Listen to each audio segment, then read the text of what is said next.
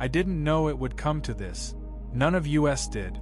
We were just standing there, rooted to the spot as the reality of the moment sank into our bones.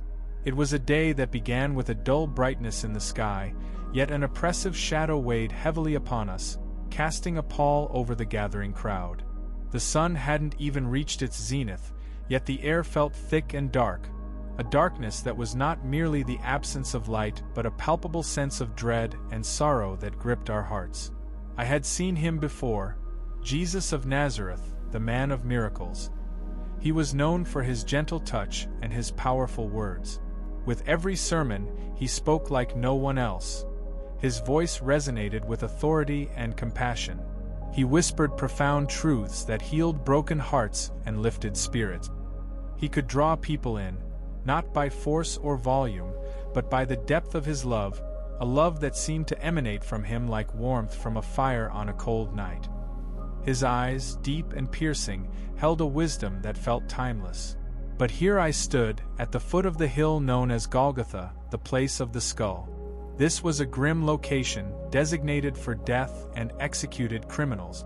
It was a site where despair became a backdrop, where suffering was showcased as a spectacle for all to see. Today, 3 men would be crucified, but what pained my heart most was the realization that this man, standing in the center, was innocent. A deep truth resonated among the gathered. He was not a criminal. There was something almost sacred about him, a divinity wrapped in humanity. It was a truth that even the Roman soldiers, who hammered the nails into his hands and feet, could not ignore. 3 crosses stood erect on that desolate hill. To one side, 2 thieves, men whose hands had taken what did not belong to them, whose lives had veered off course into darkness. But there, in the middle, was Jesus, the innocent rabbi, the healer, the teacher. The sight of his torn body, battered and bruised, sent a wave of sorrow crashing over me.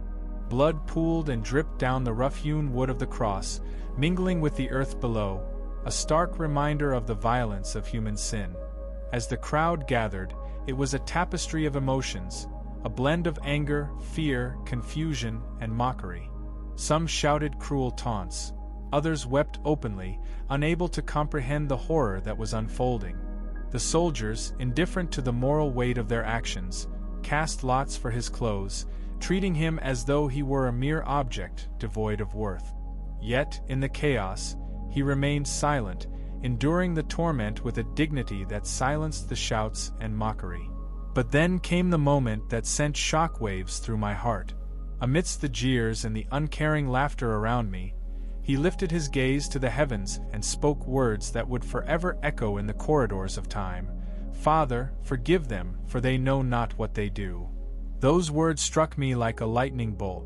How could he ask for forgiveness for those who were killing him? This was the man who had healed the sick, raised the dead, and fed the hungry multitude. In that moment of unspeakable pain, why wasn't he pleading for himself?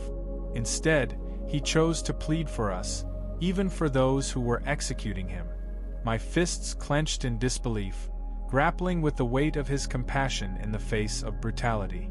Nearby, a woman was sobbing, her grief palpable, a sound that cut through the din like a knife. I recognized her immediately, Mary, his mother.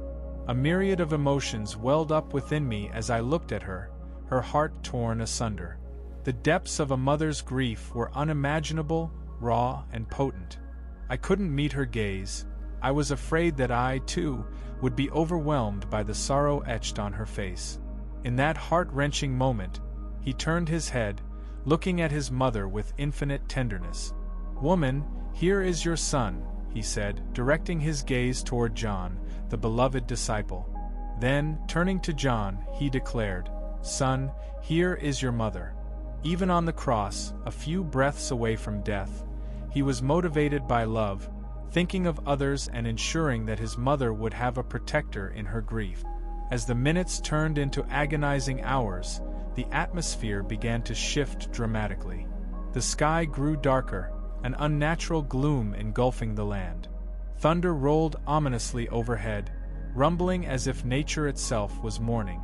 The ground trembled beneath us, quaking with a fury that mirrored the turmoil in our hearts. Suddenly, the thick veil of the temple, which signified separation from the Holy of Holies, was torn in two from top to bottom.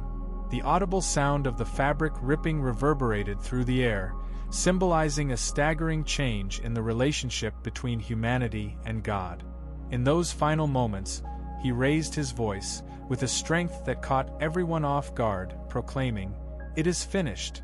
The weight of those words hung there, a chilling proclamation of completion and sacrifice. It was the climax of his earthly mission, an echo of a promise fulfilled. He had endured the torment, absorbed the sins of the world, and now that moment came to a heartbreaking conclusion.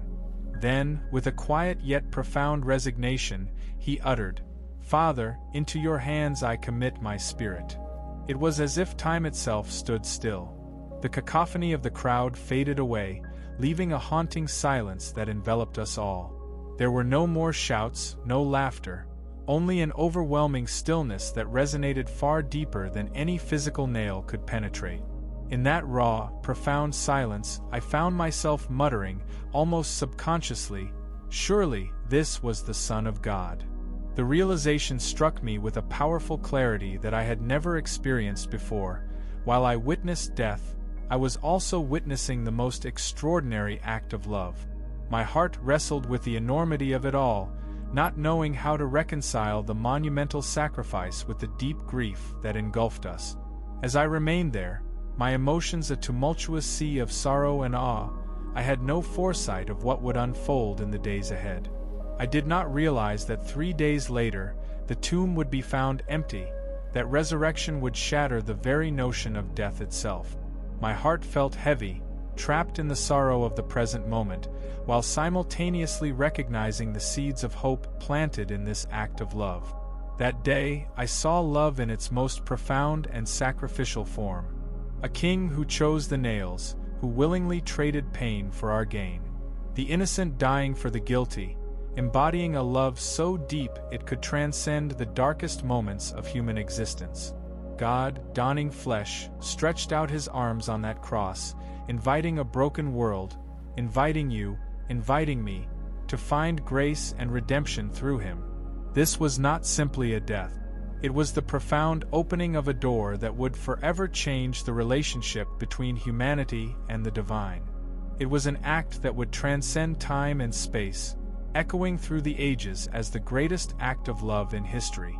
The crucifixion became not just a moment of despair but the foundation of hope, a promise that sorrow would give way to joy, and that love would triumph over all. As I stood on that hill, in the shadow of the cross, witnessing the bloodied figure that hung there, it dawned upon me. This was love that would change the world forever. Love that could forgive, that could inspire, that could heal wounds deeper than any human hand could inflict. The love of God poured out in the most unimaginable way, leading to a new dawn of grace and mercy. In those moments, I understood that true love often bears the burden of sacrifice, even unto death.